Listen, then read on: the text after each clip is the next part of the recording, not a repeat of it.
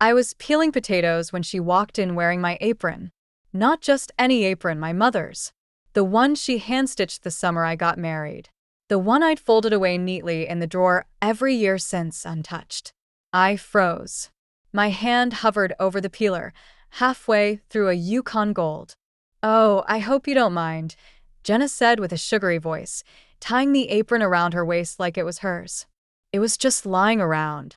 Her smile didn't reach her eyes. Aaron walked in behind her, juggling 2 bags of groceries. He didn't see me flinch. Or maybe he did and chose not to. His eyes met mine briefly, just long enough to acknowledge something, then darted away. He always looked away. That was the first crack. The moment I realized Jenna wasn't visiting. She was establishing territory. "She just needs a few days," Aaron said that evening, barely making eye contact as we sat at the dinner table. "There's a chemical thing going on at her apartment. Fumigation or something." I nodded, not because I believed it, but because disagreeing would make me the enemy. Everyone wants to be the reasonable one in the room. So I bit my tongue, sliced the roast, and passed it down the table. Jenna took her plate without a thank you. The next morning, she reorganized my spice rack, moved everything from left to right, alphabetized it, then relabeled the jars in her own handwriting. My cumin, my thyme, my grandmother's homemade curry blend, all rearranged like my kitchen was a blank canvas. "It's so much easier to find things this way," she said as I walked in. "You'll love it once you get used to it." I didn't answer. I just watched her hum to herself as she poured almond milk into her smoothie and left the counter a mess. My counter. By the end of the first week, my towels had been replaced with plush beige ones. My photos, wedding pictures, baby Aaron in the tub, my late husband in his Navy uniform, were boxed up and replaced with glossy abstracts and sterile quotes like "Live, Laugh, Love" in mass-produced cursive. "Just wanted to brighten the space," Jenna chirped. It was starting to feel nostalgic. Nostalgic. Like that was a bad thing. She moved her things into the guest room without asking. Then slowly, into Aaron's old room, which I'd kept untouched since he moved out 5 years ago. Within days, her coats were hanging in my hallway closet. Her shoes were lined up neatly by the door, 12 pairs to my 3. Her yoga mat was unrolled permanently by the window. Jenna didn't visit. She settled. Aaron saw none of it. Or he pretended not to. Every time I brought something up, he brushed it aside. "She's adjusting," he'd say. "It's temporary." Temporary. That word lost meaning fast. One night, I walked into the living room and found her stretched out on my couch, eating ice cream out of the tub, remote in hand. "I hope you don't mind," she said, barely glancing up. "You were already in bed, and I couldn't sleep." I was standing there in my robe, holding the book I'd been reading before I heard the TV blaring. I didn't say a word, just turned and went back to my room. She was claiming space. Quietly, consistently, like ivy crawling over a wall. It didn't take long for the passive aggressiveness to sharpen. "Do you think maybe we could update the kitchen? The cabinets feel a little vintage," she said one morning while toasting gluten-free bread. Then came the critique of my cooking. "I try to avoid heavy oils," she said, sliding her dinner plate away after one bite. "It's better for the gut." She didn't clean up after herself. She didn't help with dishes. She didn't offer to cook. And when I swept the floor one morning, she clapped her hands twice, short and sharp. "You missed a spot," she said, pointing behind the table. Aaron was right there. He looked up, then looked away. And that was the moment. That was when the dam cracked. Not because she'd clapped at me like I was a dog. Not even because she dared to speak that way in my own house. But because my son, the boy I raised, the man I loved, said nothing. He looked away. That night, I sat in bed with the lights off and stared at the ceiling for hours. The house creaked in its usual places. The fridge hummed. And down the hall, I heard Jenna laughing softly through a closed door. I thought about the little boy who used to sleep curled against my side when it stormed. Who used to bring me flowers picked from the neighbor's yard and say, "They looked lonely." That boy wouldn't have let anyone talk to me like that. But I didn't cry. I didn't scream. I didn't slam any doors. I made a decision. Jenna wasn't just being inconsiderate. She was establishing dominance. Every move was calculated. Every comment was a seed she hoped would grow into justification. She didn't want to coexist. She wanted to replace me, and I wasn't going to let that happen. I stayed quiet not because I was weak, but because I was watching and waiting. Because the second she crossed the line I couldn't forgive, when she stopped hiding the agenda, I'd be ready. And I wouldn't miss my spot. Before we continue, take a moment to let me know where you're watching from in the comments. And don't forget to like and subscribe to more powerful stories like this one. The next morning, Jenna stood in the hallway wearing one of my old cardigans. The blue one with the pearl buttons. I hadn't worn it in years, but that wasn't the point. She ran her hand down the sleeve like she was testing fabric at a boutique. "I found this in the back of the closet," she said casually. "It's actually kind of chic. Mind if I keep it in my room?" She didn't wait for an answer. Just walked away, cardigan in hand. I stood there, staring at the empty hook where it used to hang, and I realized something. Jenna never asked for anything. She simply took. She occupied space like oxygen, slow, essential, and completely consuming. And Aaron, my son, let her. That evening, as I loaded the dishwasher, I overheard them laughing in the living room. She had her legs curled under her on the couch, wine glass in hand, giggling like a schoolgirl. Aaron looked relaxed, happy. "Your mom's starting to warm up to me," Jenna said with a wink. He grinned. "Told you she would." I shut the dishwasher with a little more force than necessary. Warm up to her? No. What I was doing was tolerating. Studying. Memorizing. It had only been 12 days since she moved in. 12 days. And already, I barely recognized my home. My framed cross-stitch artwork had been replaced with one of those fake minimalist motivational posters. The kind that said things like "breathe in peace" or "manifest growth." My worn couch pillows were gone. She'd swapped them with velvet ones that matched nothing in the house. Even a coffee table I'd refinished by hand 20 years ago now had one of her crystal bowls on it filled with dried citrus slices and eucalyptus pods. She called it an aesthetic refresh. I called it erasure. But what got to me most wasn't the decor. It was the schedule. She dictated it like a project manager. Everything was subtly altered to orbit around her preferences. Dinner was now served at 7:30 instead of 6, because that's when Aaron and I eat, actually. She took over laundry, by which I mean she shoved my loads aside to do her own first, and left mine in a soggy lump in the washer. She played music while working from the guest room with the door wide open, as if the whole house needed to share in her playlist of soft indie pop and female empowerment anthems. One morning, I found a printed spreadsheet on the fridge. "Shared house responsibilities," it read. Underneath were bullet points like kitchen sanitation, weekly rotation, guest bathroom stock-up, toilet paper, hand soap, grocery restocking schedule. At the bottom, in italicized text, "Shared spaces require shared accountability." I stared at it in silence. My own home, my sanctuary, and she was treating it like a co-living startup. She hadn't even been here 2 weeks. Aaron came in just as I was rereading the list. "She's just trying to help," he said when he saw my face. "It's nothing personal." But it was. It was entirely personal. I smiled. "Of course. I'll restock the hand soap by noon." That night, I watched Jenna stir a pot of soup in my kitchen like it was hers. "This house is so well loved," she said, glancing at the slightly uneven floorboard near the pantry. "We'll have to get a contractor to assess that before winter." We. That was the moment it clicked. She wasn't planning to leave. Not in a week. Not in a month. Not ever. She didn't want to share space. She wanted ownership. Over dinner, I brought it up gently. "So, how's the apartment search going?" Jenna looked confused for a second. Then she smiled. Oh, right. That. "Yeah, we're still deciding." We. Aaron jumped in. "We've been talking about whether it makes sense to keep paying rent when we're already here." The fork froze halfway to my mouth. "And what's your plan exactly?" Aaron shifted in his seat. "I mean, it's a big house. You're alone. It just feels smart to consolidate. Less wasted space. Jenna added, it's more sustainable too. Smaller carbon footprint. I chewed slowly. Swallowed. Is that what this is? Environmentalism?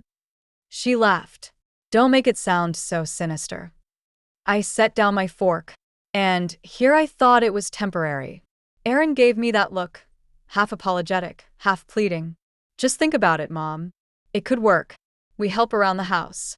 You don't have to do everything alone. Jenna's great with finances, and I can help with the yard.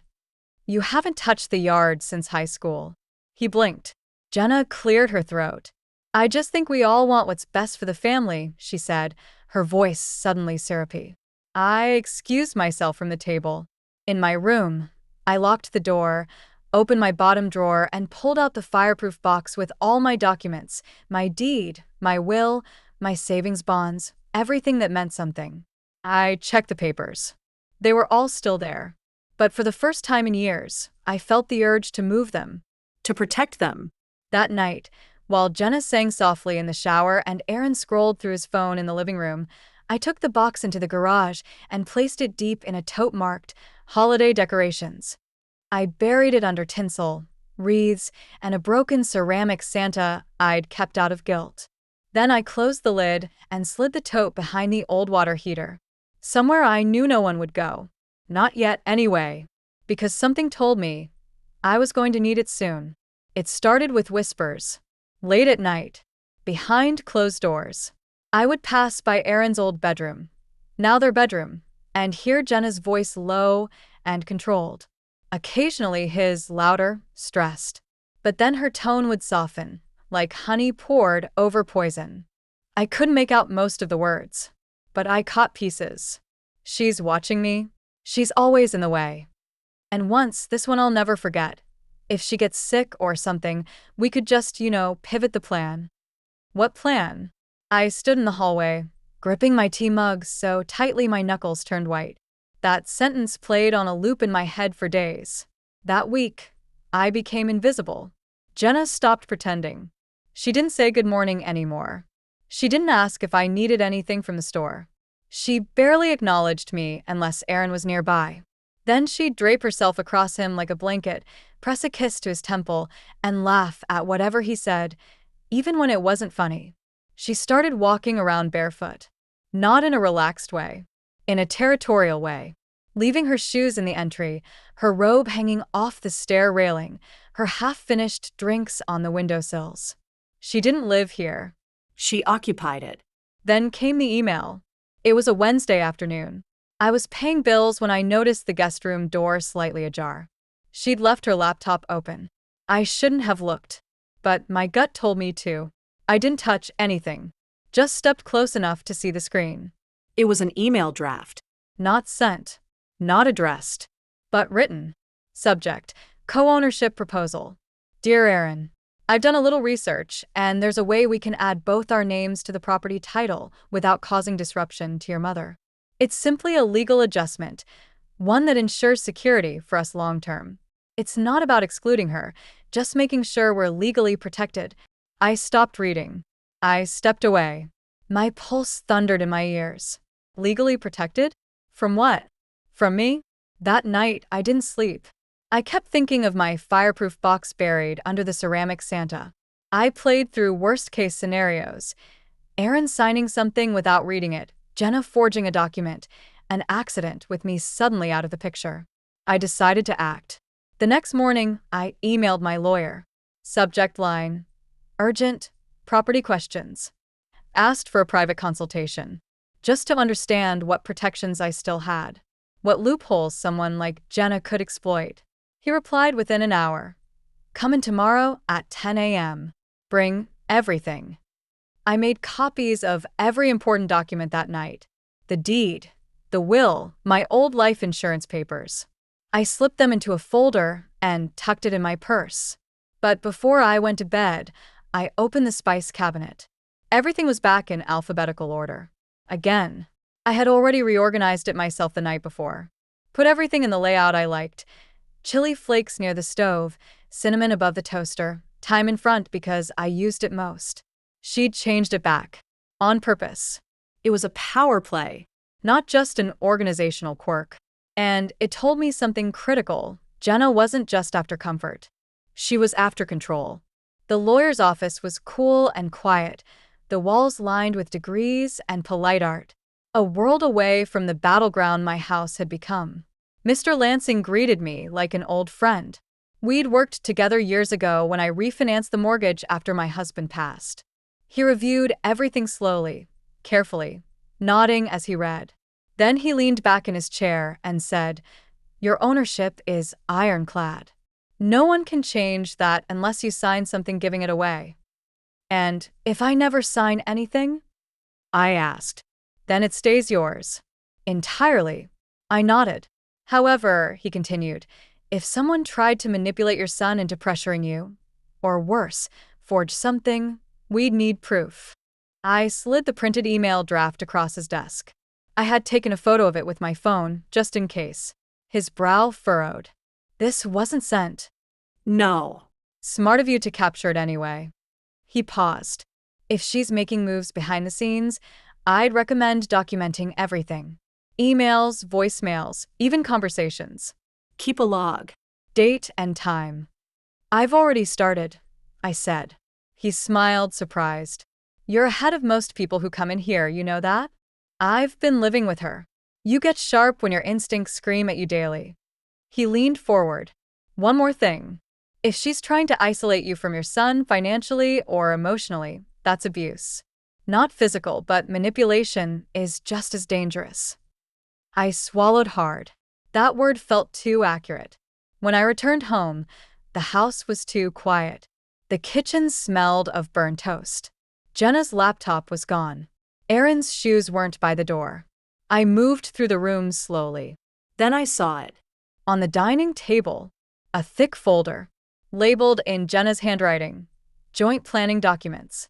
Inside were renovation sketches, budget estimates, realtor brochures for property maximization, and, tucked in the back, a half-completed form requesting a copy of my mortgage documents. Signed by Jenna. In pen. I stood there for a long time. She wasn't just fantasizing about taking the house. She was preparing for it. And Aaron? He was either complicit or completely blind. But either way, I couldn't stay silent anymore. I wouldn't. Because what started as a slow erasure of my routines had escalated to a calculated, methodical attempt to erase me. And the worst part? She was good at it. The kind of good that doesn't leave bruises. Just cracks. Hairline fractures in relationships that used to feel unbreakable. But now I had something she didn't know I had. Time. Proof. And a plan.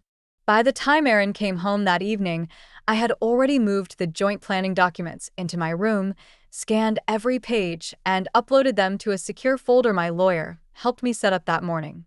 He walked in with a smile that didn't reach his eyes. "Hey, Mom," he said, loosening his tie. "Jenna's working late tonight. She said she might just stay at her place to save the commute." I stared at him from the kitchen. "Her place?" He froze, caught the slip. "I thought her apartment was unlivable," I said, drying my hands on a dish towel. He blinked. "Well, they just finished the fumigation, I guess." "So she'll be moving back then?" He scratched his neck. "We're still deciding. We were actually thinking maybe it just makes sense to stay here. Jenna's been comfortable. And, well, it's good for everyone, right? Good for everyone." That phrase again. So simple. So manipulative. Like folding poison into sugar. I didn't argue. I didn't even raise my voice. I just said, "Well, tell her I hope she rests well tonight. She must be tired from all the research she's been doing." Aaron furrowed his brow. "Research? Property value, renovations, home equity. You know, planning ahead." He shifted, uneasy. "She's just passionate about design. Passionate enough to fill out a mortgage access request with my address?" That made him stop cold. I didn't press further. I let him stew in it. Because silence wasn't just defense now. It was power. 2 days passed before Jenna returned.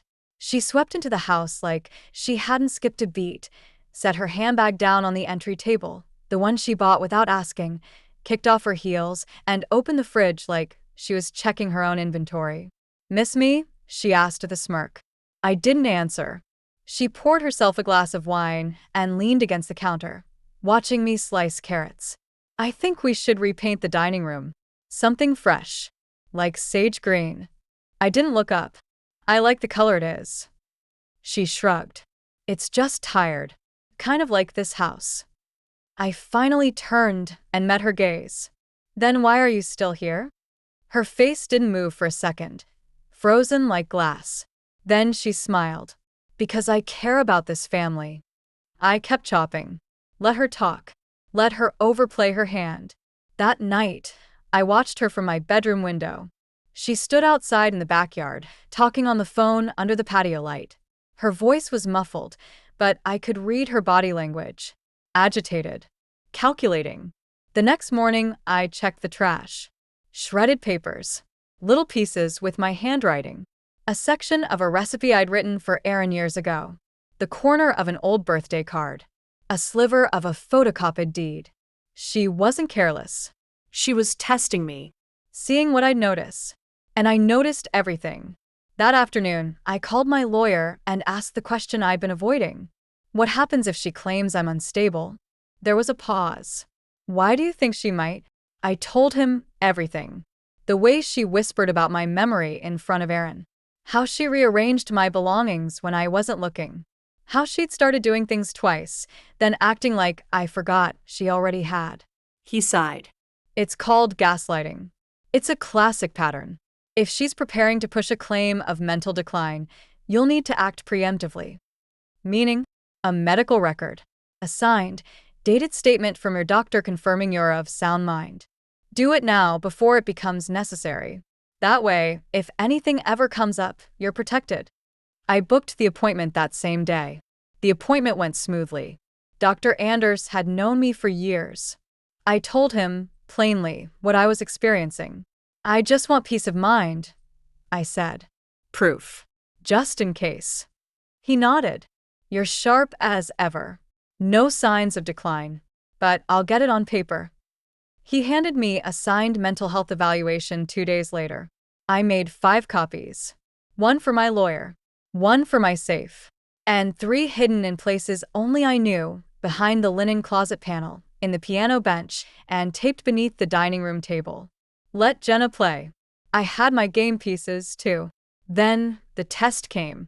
I was folding laundry in the living room when she walked in with Aaron behind her. She was smiling. Aaron wasn't. "We've been talking," Jenna began, perching herself on the arm of the couch like she owned it. "And we think it's time to talk about next steps." "Next steps for what?" "For us," she said. "This setup isn't sustainable. You're always stressed. We feel like we're intruding, but that can change." She looked at Aaron. He shifted uncomfortably. "We've been thinking," she continued, "if we renovated the basement, put in a private entrance, small kitchenette, it'd be like an in-law suite. You could have your space, and we'd take the main floor." I stared at her, blinking slowly. "You want me to move into the basement of my own home?" "It's just more practical." "For whom?" She opened her mouth, but I cut her off. No. She faltered. "Sorry?" I said no. Aaron stood up. "Mom, please. It's not like that. We just want everyone to be comfortable." "No," I said again, firmly this time. "I'm not going anywhere. And I'm certainly not moving underground so the 2 of you can play house upstairs." Jenna's smile cracked. "This house is too much for one person," she said, her tone hardening. "You could hurt yourself. Stairs, slippery tile, all of it." I narrowed my eyes. "Then maybe you should leave before something happens." Silence. Sharp and immediate. Aaron looked stunned. Jenna stood, smoothed her blouse, and said nothing. She just walked out of the room. I turned to my son. "You need to start asking yourself a very important question." "What's that?" he asked quietly. "Is she protecting you or using you?" He didn't answer. Not then. But I saw something flicker in his eyes. A doubt. A crack. A seed. I went to bed that night knowing I hadn't one. Not yet. But for the first time, since this began, She knew I was awake. The house was quiet for 2 days. Jenna didn't speak to me, didn't enter the kitchen while I was in it, didn't even glance in my direction during dinner. She floated through the house like a guest at a hotel, polished, polite, passive-aggressive. And Aaron? He seemed off. Not angry, not defensive, just tired. Like he was beginning to feel the weight of something he'd been ignoring for too long.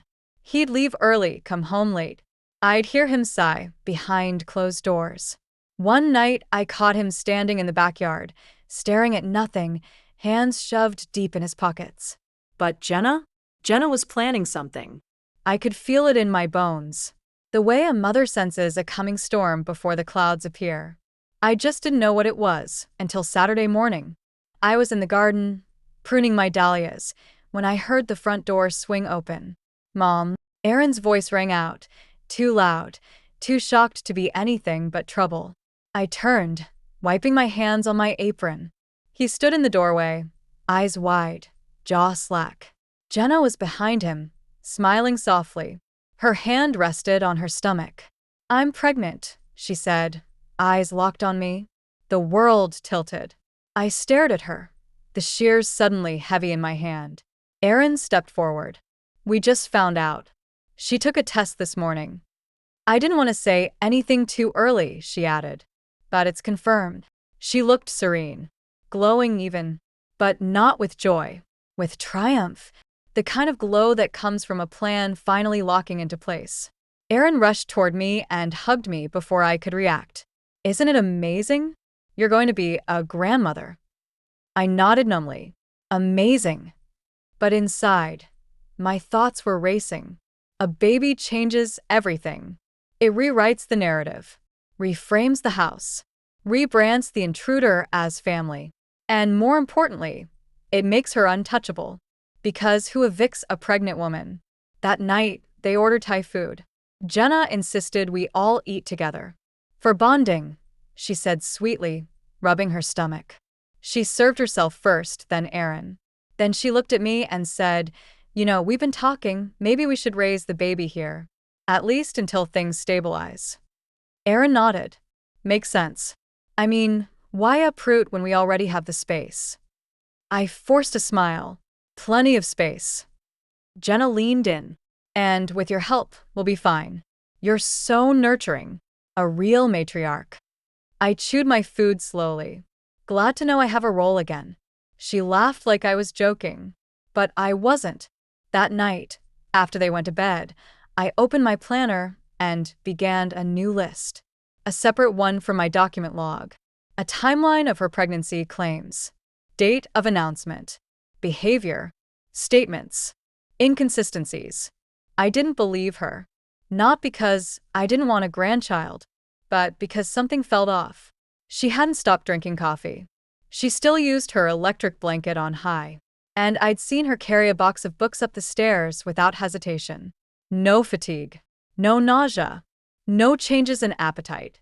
Just a story. And stories leave trails. 2 days later, she asked for my help in the laundry room. "Can you grab that from the top shelf?" she said, pointing to the dryer sheets. I handed them to her, then noticed something fall from her jeans pocket as she turned. A pharmacy receipt. I picked it up. She hadn't noticed. My eyes scanned the paper. Emergency contraception.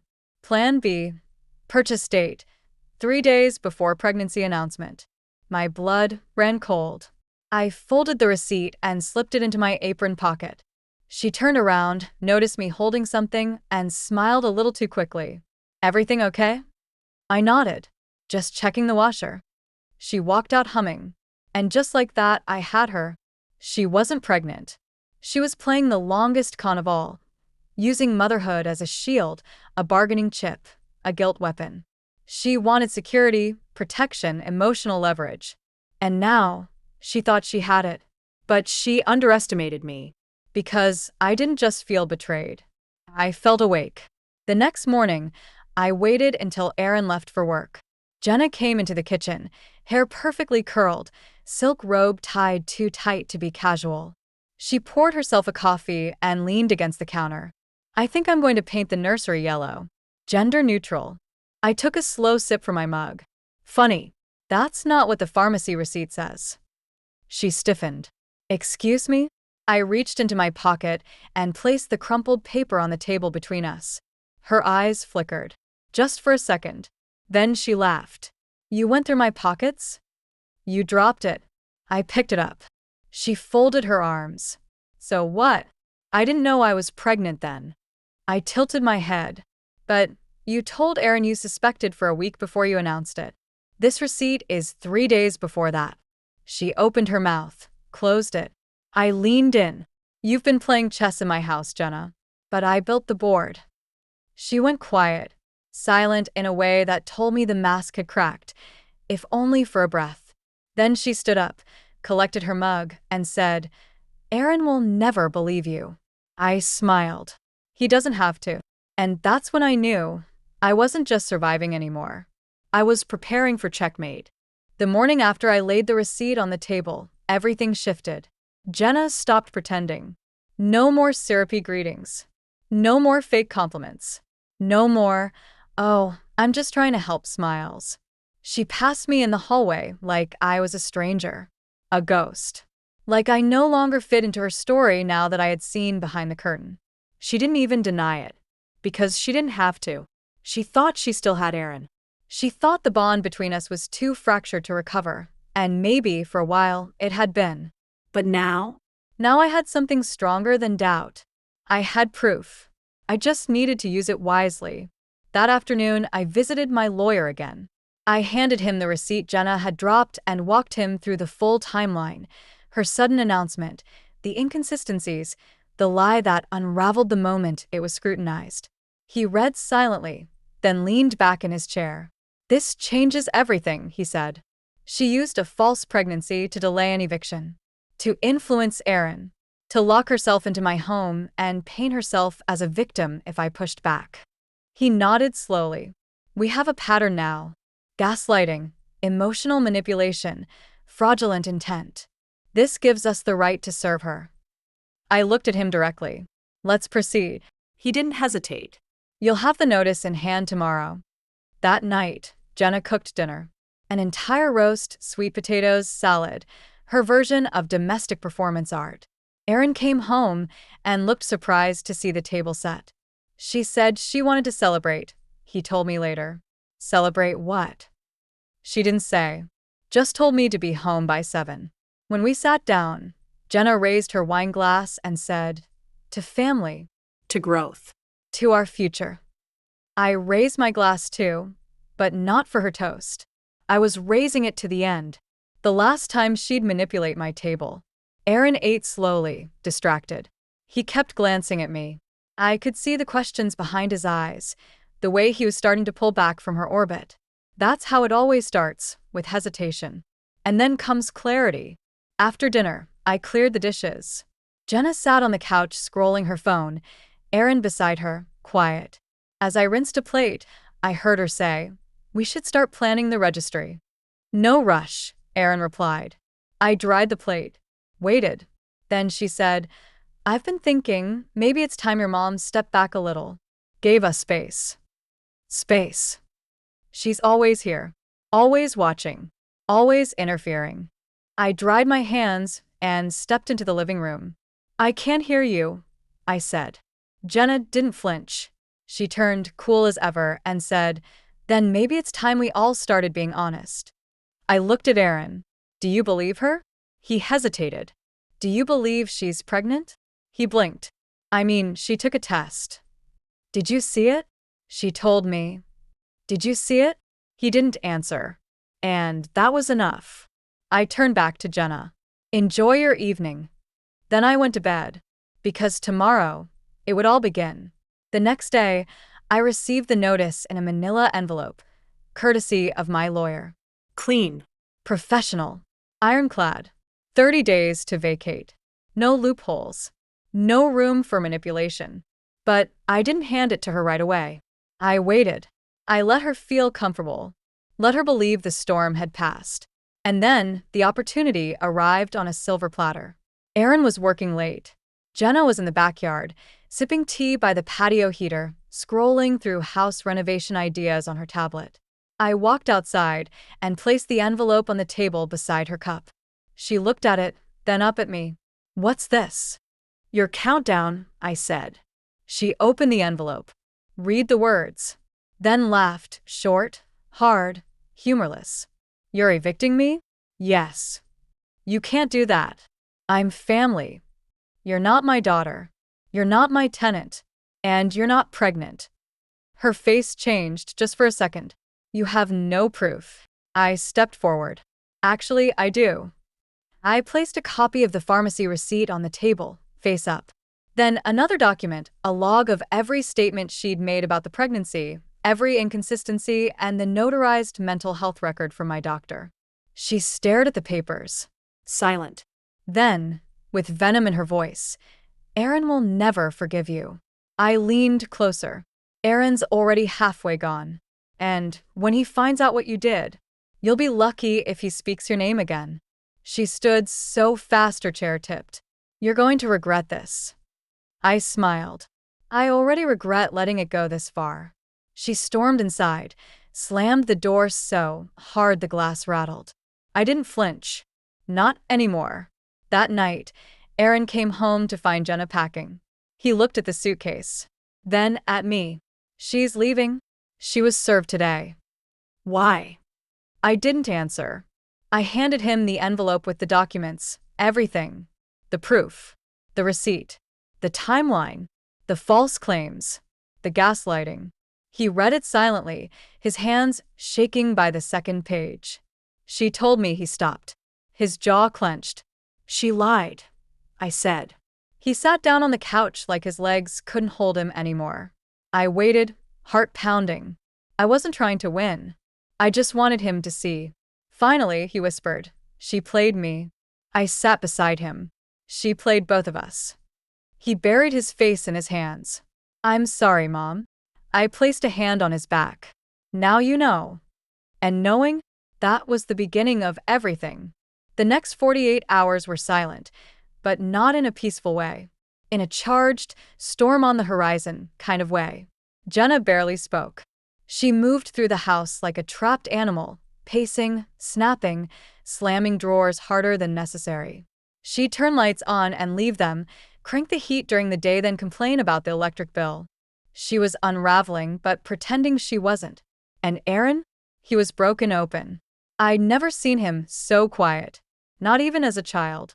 He wandered the halls like someone who'd just watched the second act of a play and realized the villain had been center stage the whole time. Once, I passed him standing in the kitchen, just staring at the fridge. The light was on. The door was open. His hand rested on the handle, unmoving. "She lied to me, Mom," he said without turning. "About everything." I didn't say "I told you so." I didn't say anything. I just touched his shoulder. He finally closed the fridge and whispered, "I think she planned this from the start." I nodded.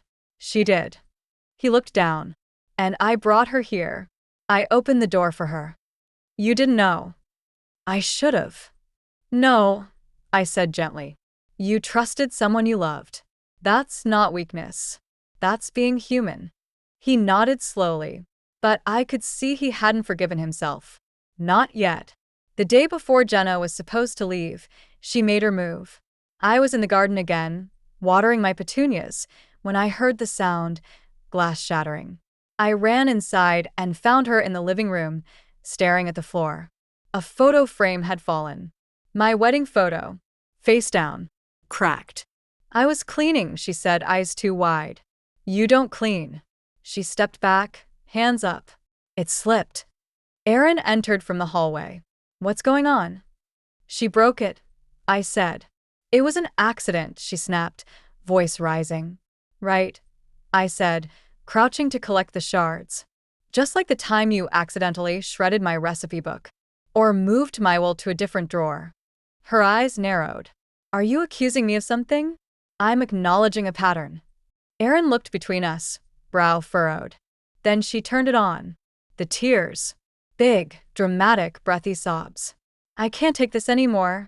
I'm being treated like a criminal in this house." "You forged documents," I said calmly. I was trying to build a future. You lied about a pregnancy. She looked at Aaron, pleading. You believe me, don't you? He didn't answer. Baby, she begged, stepping closer, please. He flinched. That was her crack. She saw it too. You think I'm the bad guy? She whispered. After everything I gave up to be here? I could have had a job in Chicago. A real one. But I stayed. For you. I stayed and lived under her roof, ate her greasy food, played her sweet daughter-in-law game. No one asked you to play anything, I said sharply. Her voice turned ice cold. You ruined everything. I stood. No. You did. She glared at me like she was imagining 1,000 ways to destroy me. Then her voice dropped to a low hiss. You think this is over? You haven't seen anything yet. She stormed upstairs and slammed the bedroom door. Aaron looked at me, pale. Should we call someone? No, I said, steady. Let her tire herself out. She's not dangerous. Not really. Not once she's lost control. He hesitated. You sure? I walked past him, back to the kitchen. Absolutely. Because she already lost the moment she played her last card too early. That night, it got worse. She blasted music from upstairs. Loud, pulsing, deliberately disruptive. She stomped around in heels.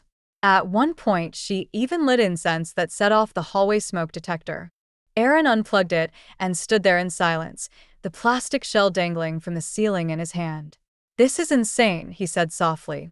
I just looked at him. Now you see it. He nodded. He saw everything now. Around midnight, the music stopped. Silence again, but this time unnatural. Heavy. Still. I didn't sleep. I kept a small camera, discreet, legal just for my own safety, recording the hallway all night. Another one watched the front door. I had no doubt she'd try something.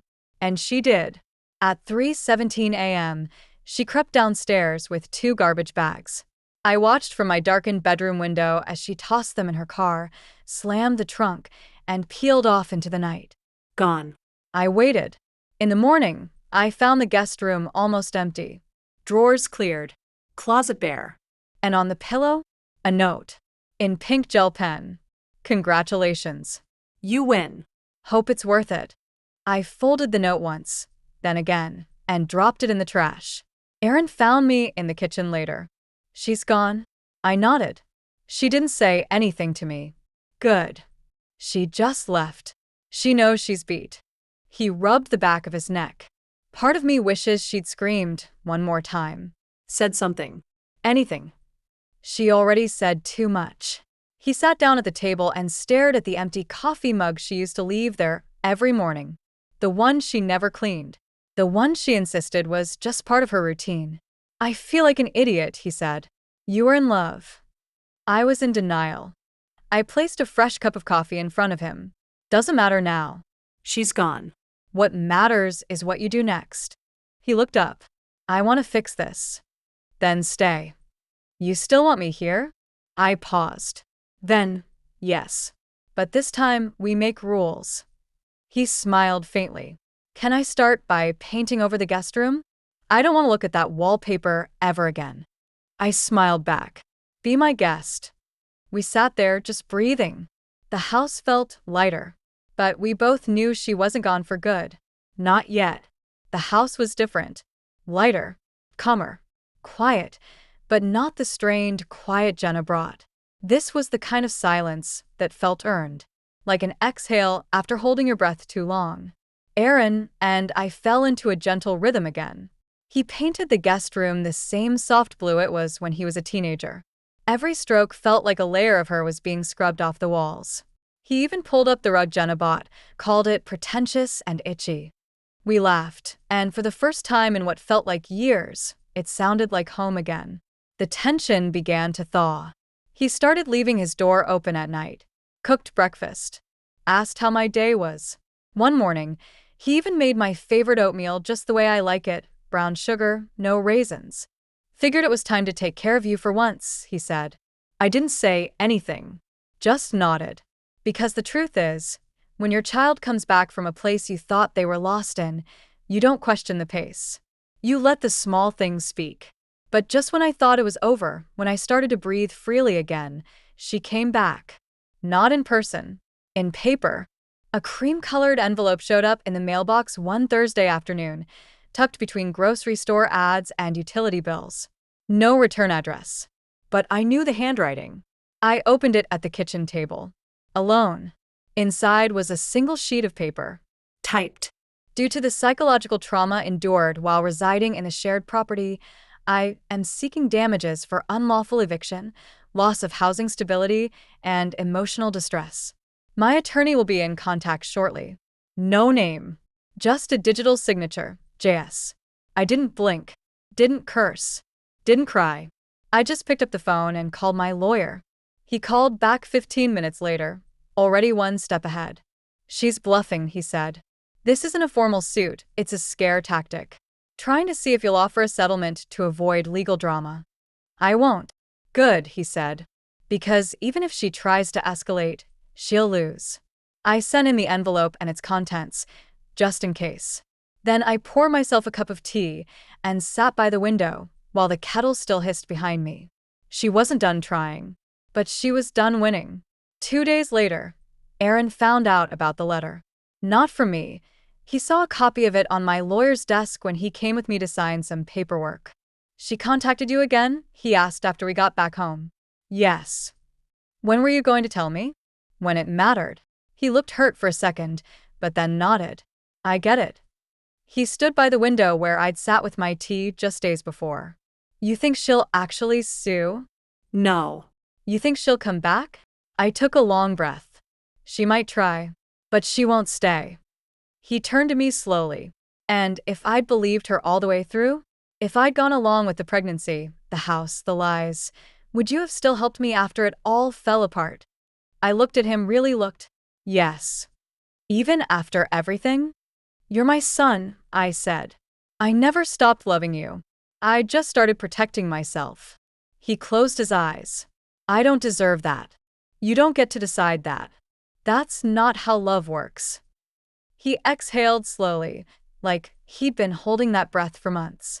Later that night, I stood in the guest room, now blue, now clean, and opened the closet. On the top shelf, tucked in the back, was a dusty plastic storage bin Jenna must have missed.